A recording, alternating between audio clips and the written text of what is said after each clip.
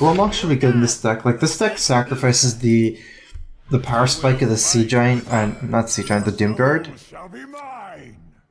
And you're gaining the consistency of Sea Giant Warlock. The deck is really focused on high amount of minions on board. So we're against the Paladin. Knife Juggler is a really high impact against Paladin if you can get it to stick. It's something that's extremely swingy to the game. I'm keeping this hand, so Implosion is really good at Juggler. I don't know if Juggler probably will not survive, but either way, it gives me some options. Implosion is a good card by itself. Peddler might give me a Voidwalker. Well met. This is one of the best possible hands. I don't want to play Voidwalker here, I feel. Voidwalker into Juggler into Implosion, I guess this is something to really think about. If I play Voidwalker, he plays Knife Juggler, then I play Knife Juggler, he kills my Voidwalker with his Juggler, and then can muster for battle. It's a game-losing play against that line. If he plays a mini-bot, it's not actually fast enough, but that's a big risk for me to take. So I'm going to end up dodging this Voidwalker line here.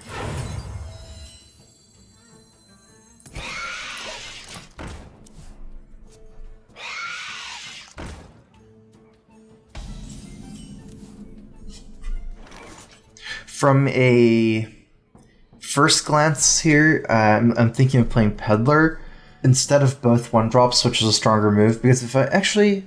Okay, yeah, so if I play both 1-drops here, I could still spend 3 mana with Peddler, but that forces me to actually play the Peddler instead of Juggler, and I do want to potentially get down Knife Juggler before turn 4. And we can curve out with Juggler and Voidwalker next turn. So his most likely move is Muster of Battle, trade for the Peddler. I'm thinking if I should attack here. This looks like I do want to attack.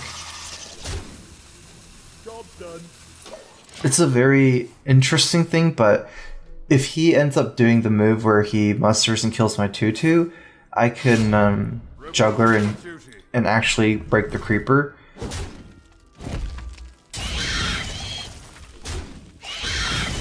To get more pings. Okay, so we're definitely going to go for this play here. We're going to just be playing everything, or the minion first, so you have a higher chance of winning the Juggler.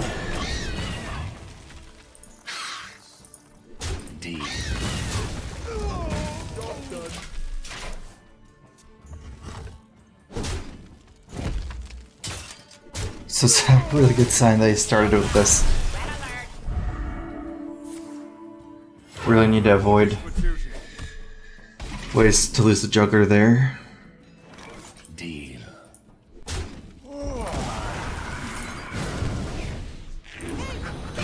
All face. If I got a 4, it's... I mean, I wouldn't complain about it, but it's something to think about now. I dodged the Consecrate from last turn. I doubt that he will have Consecrate here.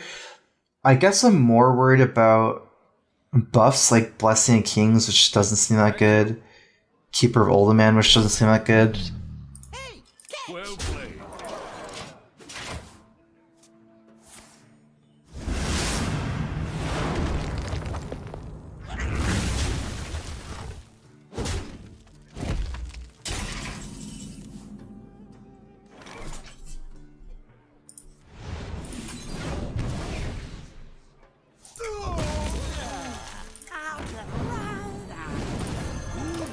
So let's set up for this Brann. It's a strong minion here, 2/4. It's hard for him to kill Brann this turn, and we can potentially abusive for up to 4 damage next turn. This might be his Mysterious Challenger turn. I definitely want to get some big strength going here. This gives me a decent way to deal with Mysterious Challenger. I attack it with Brann. I can kill Mysterious Challenger with some cards in my hand. I'll never tell.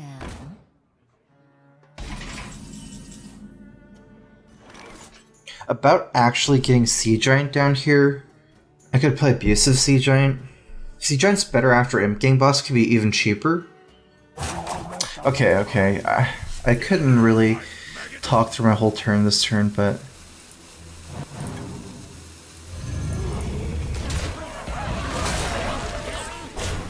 So I was the other thing I was thinking about was whether I should be abusiving the Brann to attack and then killing the slime with my Flame Imp. The problem there was I'd leave Brann as a 2/1, the Flame Imp as a 3/1. He has a Light's Justice and he has a Secret Keeper, so he could basically trade Secret Keeper for one, Light's Justice for the other guy, and I would lose both my minions here. This way, he can only kill one of my minions.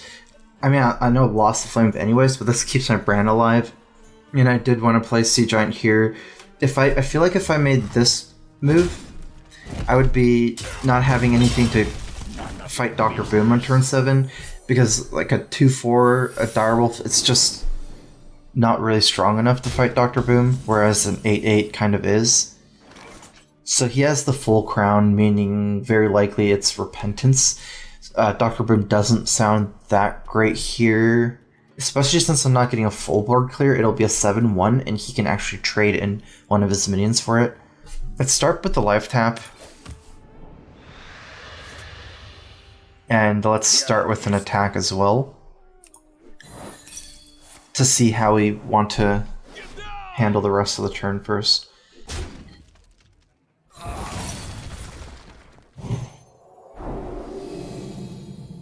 It's probably actually pretty ideal, since we can get a free trade. It's 8 damage a face.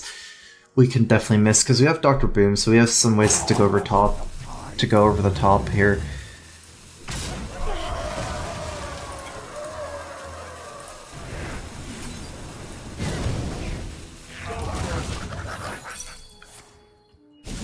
I like killing the 2/1, especially if I have an 8/3 left over. He can use the 3/2, so it's like a competitive spirit guy.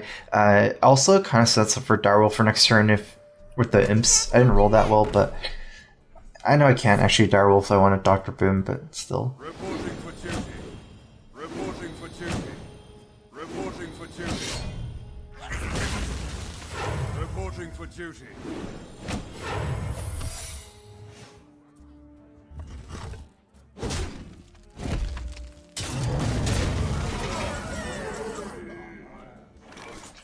I'm gonna have to find some solution here. Let's go ahead and... I don't think I have anything with life tap, power, or roaming, but there might be Nibble Sack. Let's dig for something with Peddler real quick.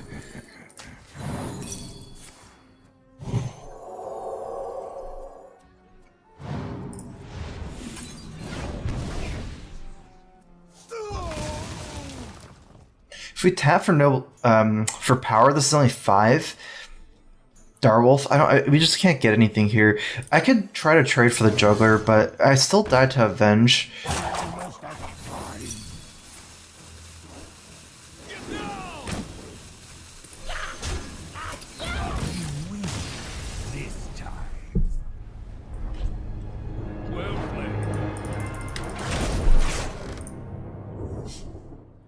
Gul'dan versus Garrosh. Victory or death! Your soul shall be mine!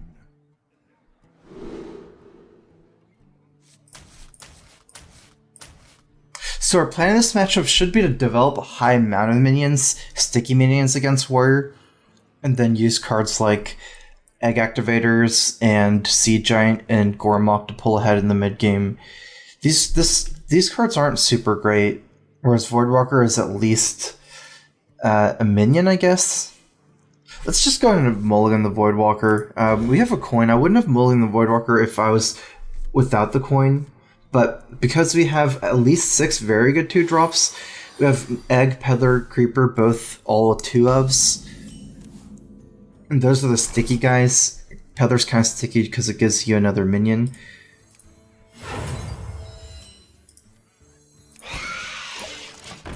I'm going to be ending up just playing all my creepers and maybe eggs first. The Peddler, he still has a decent response, which is just the Fire War Axe.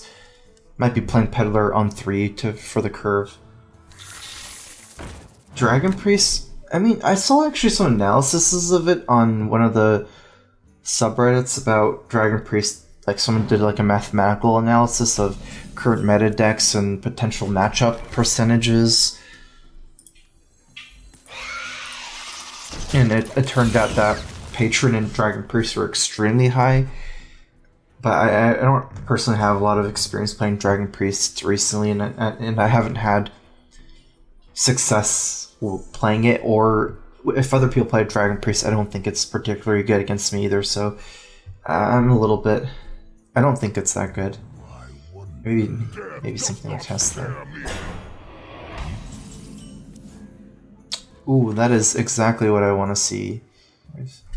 So if I PO this, it's 6 damage, and there's some jugglers to also consider here. The problem is if I bust both my creepers and play a power rolling knife juggler, I'm really weak to the weapon next turn. We might actually just want to hold back a little bit still. Almost out of time. Put this apple on your head.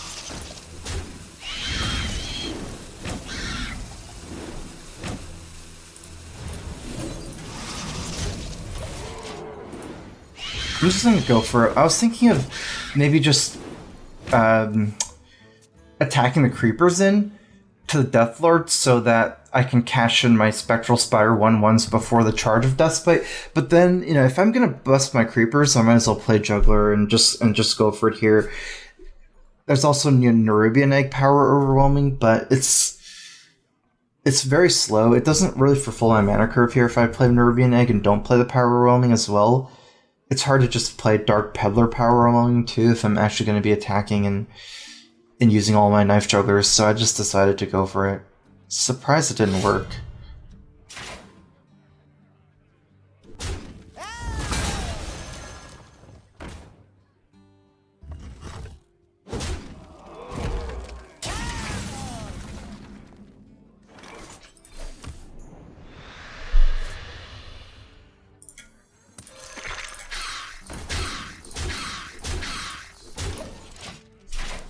Setting up for Brann, Dark Peddler next turn. Sea Giant wasn't playable this turn.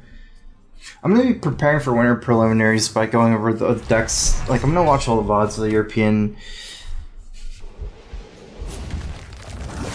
preliminaries sometime in the next 2 days. And try to make an educated decision based a lot on that.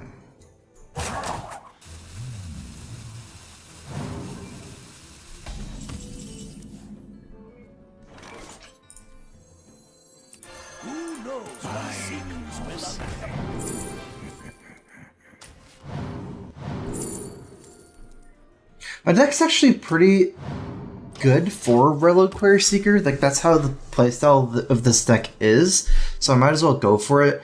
I don't know how likely it is that I actually get 6 other minions when I play it, but the other 1/1s aren't that impactful. I do have an Elven Archer. The other one was a 2/1 or 1/1 or something. None of them seemed like they would have any real potential, so especially since I have an Implosion in my hand right now.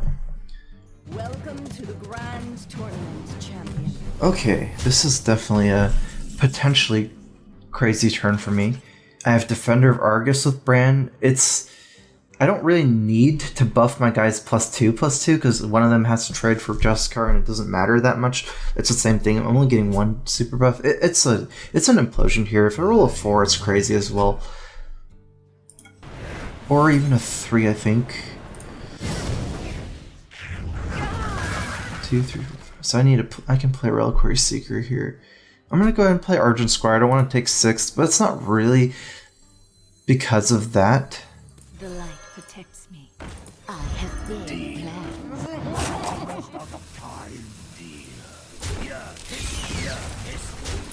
But another thing is this Divine Shield's worth a lot with Defender of Argus to get a potentially 3/3 Divine Shield.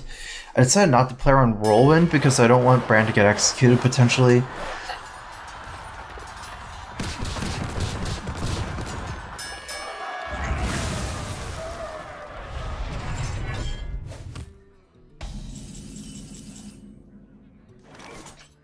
Could get a double Loatheb Flame Imp, but I get an extra tap as I'm starting to run out of cards by playing Flame Imp Defender of Argus.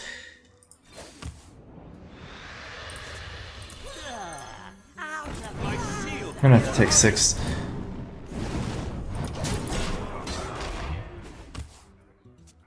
It's actually a pretty good top deck. Grom might very realistically come down this turn. Grom Hellscream. I can take the hit.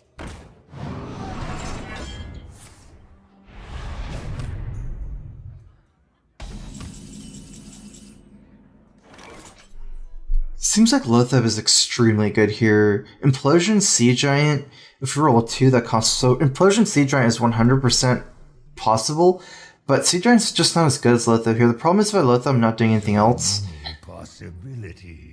Because if I go all face, he has 14, he's still not in revenge range. Almost out of time. So many possibilities. I see. I've got the beast in I'm gonna use this Lothab, lock out everything. I don't have to worry about anything, so he can't even really do 1 damage to Brann if he trades. Otherwise, he trades here. Either way, it's fine, though. I'm threatening lethal a lot. I don't actually have completely lethal here. If he trades here, tanks up 18. I have 6, 10, 15, but I have a pretty good shot at killing him anyways with life tap, because I would only need 3 more damage. Power roaming is lethal. Abuses will be lethal if my Brann is still up. Looking at these lists, like, I already have so much power on board. I just feel like locking him down is more important. A lot of people are running 2 brawls now.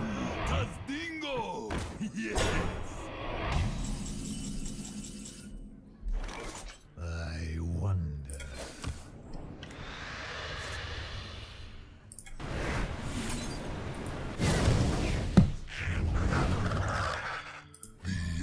I'm gonna need that 1 extra damage from Implosion anyways this turn, because I need to break up some of this. Almost out of time. Gotcha. Your history. I decided to play around Revenge, basically, and I just hurt this Brann, because if I trade like this and he has Revenge, he can still Revenge a lot of my board away. I already have other execute targets. It's not weak to Death Spite as a 4/5. I've got the beast in my stomach.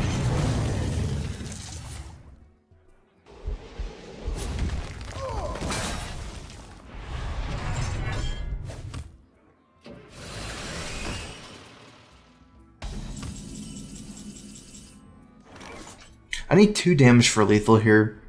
I already have enough on board.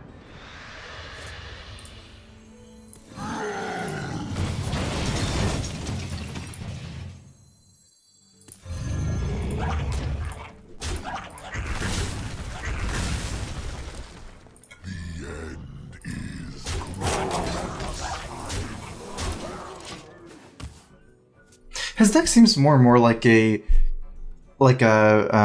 Reno deck as well.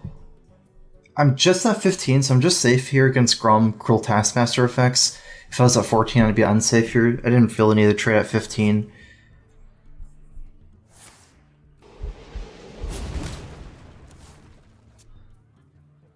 His deck actually seems like a Reno deck, but he's using 2 Jeweled Scarabs. It's interesting that if it is a Reno deck, that's a card I decided to use 2 of.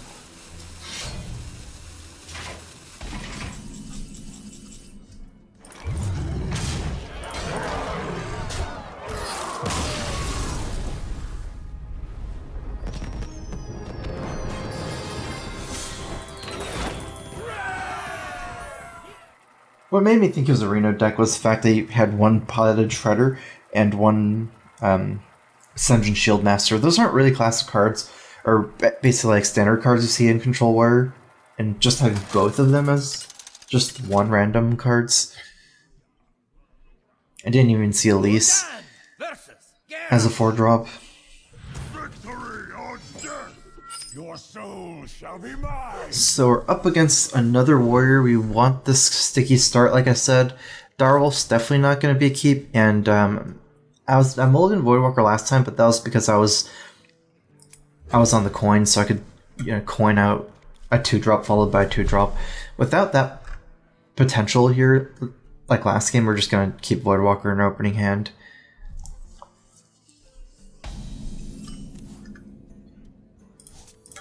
Why do you call?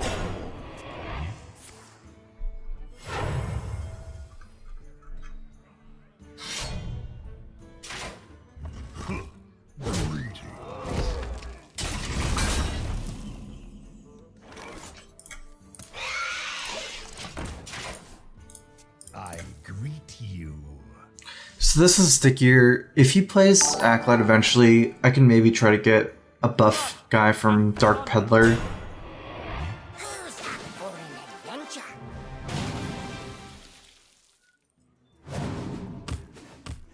Meng Dynasty, thanks for subbing. Welcome to the StrifeCro. Dark Peddler's the same thing here as Voidwalker. Either way, it just absorbs this Fire War Axe hit. The problem is that power roaming this, he has free kills on it with Sir Finley. It's going to be pretty hard to deal with, but otherwise Voidwalker's even worse. It dies for free here. I'm still going to have the power roaming here. Just thinking of which one I should use, whether it's the one I just got or the one from my hand. I think it's better to... This is kind of... I don't really know the answer to this. I've heard some other streamers talk about it, what's right. I can't really come up with a conclusion about it either.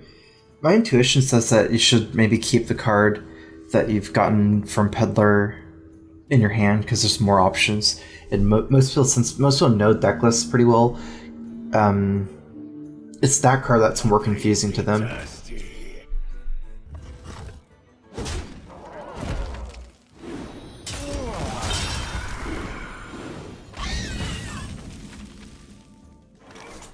Another reason why I chose Dark Peddler last turn over just playing the Voidwalker was that I could PO and Voidwalker this turn and still get a life tap in.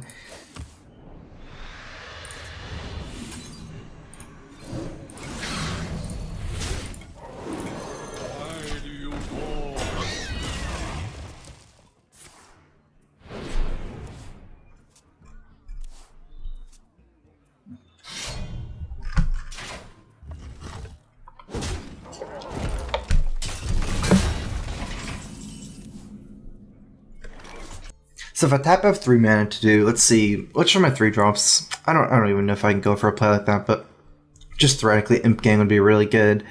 Otherwise, most of my 3 drops die to the weapon. Doesn't seem like I'm anywhere near Gormok this game.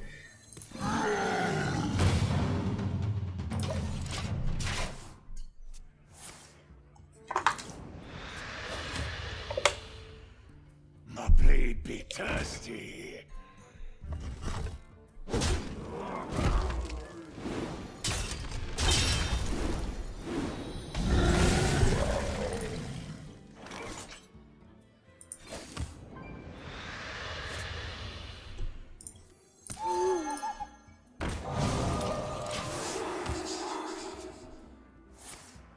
I should have played Brann and Owl. Let the pain speak to me.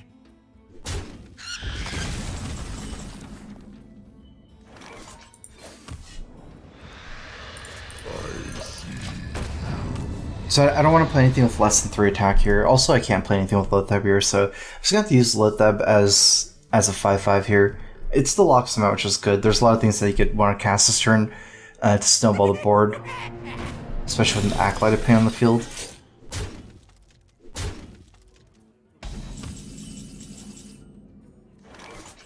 So now we're starting to get to Sea Giant turns.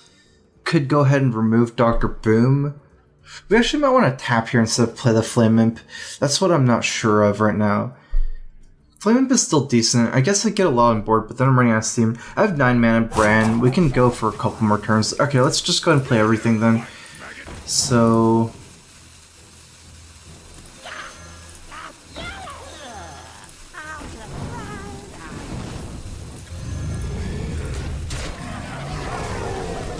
Oh, we could... Oops. Okay, I did this math wrong. I could tap in and play Flame. Scary thing is just access so many cards. Oh.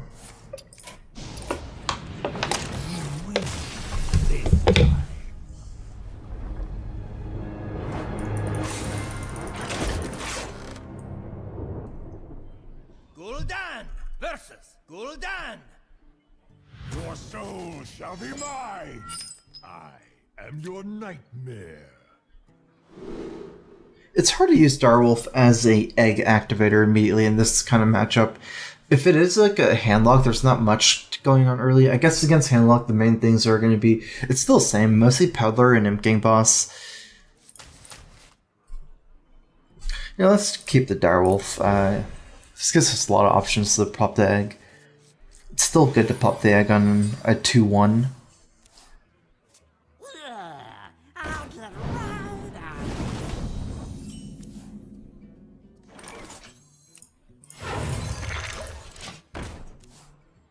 Buying or selling.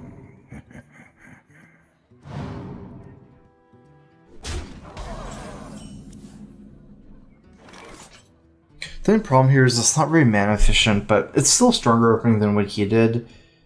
Power roaming, and then I'll have a 4-4 against the 2-2. Otherwise, say I just played Direwolf. I guess pop the egg on anything that it wouldn't really matter. He would have trade off Direwolf on one of them, the other one. But then my Direwolf is kind of weird. It's mostly gonna tap in. I'm gonna go in power here. The only reason is because it lines up the mana a little bit better, so I can get a tap and power or roaming. But it's hard to power roaming next turn in response to that kind of play, anyways.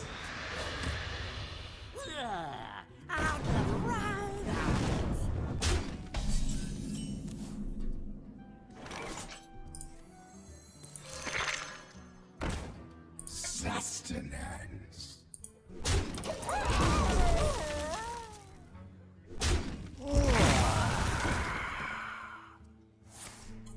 I can save Darl for after Implosion as well. My hand is interesting here. So many possibilities. I want to get more minions down. I do like attacking. It's not likely Argus's, but he is on 5. If it was on 4, it'd be almost pointless. But since he's 5, he can play a 1-drop Argus, which is decent. If it's a 0-2 turning into 1-3, I guess it doesn't matter that much. I thought that our Iron Beak Owl was going to be a 2-1, which would be bad for me, but...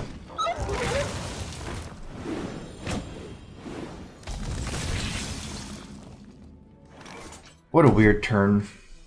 Because my Argus move is almost nothing. The only thing about Argus is that I guess I could suicide the egg before trading in the 3-2 for the Juggler anyways. I get to develop another 2-3 and then I have a 4-4 on board as well. I could leave it in taunt form. If I tap here, most of my drops would be okay.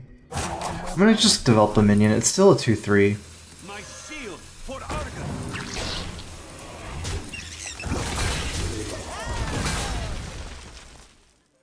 It's too risky after looking at my deck list. There's too many cards where if I tap, I end up passing my turn. Big Game Hunter is something that I could have filled in, but Big Game Hunter against a Zoo should probably be saved for something. I have a couple options here. One is a Sea Giant Abusive, trade in, or even go face. The other is Abusive Big Game Hunter, but that way I can't play Sea Giant.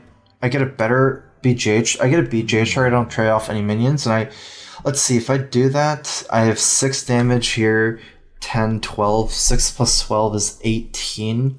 It's like almost threatening lethal, plus I could probably see Giant next turn. It's really good to just develop a huge idea on board. Actually, I like this a lot better the more I think about it, because I still don't really lose with Dr. Boom on his end, because he's pretty much just dead if he plays Dr. Boom. Even if he plays Dr. Boom, I don't have lethal, I can just play double Sea Giant, and then I'm at 23, so he can't kill me next turn. The main problem is, if he's playing a mirror like my list, if I do the Sea Giant move and trade in, if he has BGH on my Sea Giant, I could potentially lose the game like that.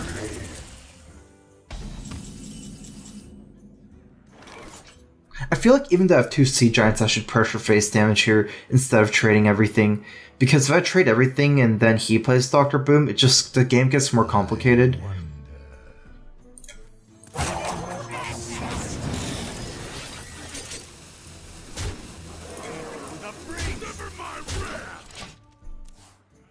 Plus, since I have these 2 boom bots, even if he has Defender of Argus, both 5/5s, tries to make it a little bit more awkward for me.